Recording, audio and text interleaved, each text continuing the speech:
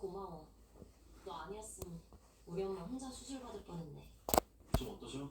방금 수술실 들어갔어. 괜찮을 거야. 근데 넌 뭘 어쨌길래 멀쩡한 팔이 부러졌니? 혹시 누구랑 싸운 거 아니지? 아니거든? 도대체 나를 어떤 놈으로 생각하는 건지 모르겠네. 아니, 다행이고.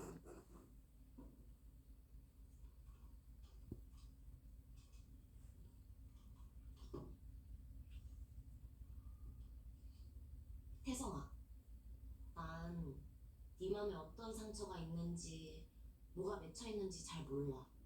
근데 나중에 후회하는 일 없게 지금 이 시절을 무사히 잘 보냈으면 좋겠어. 내 첫사랑한테 해줄 수 있는 말은 이것뿐이야. 그러니까 부디 너도 네 운명을 한번 바꿔봐봐. 내가 진심으로 기도해줄게.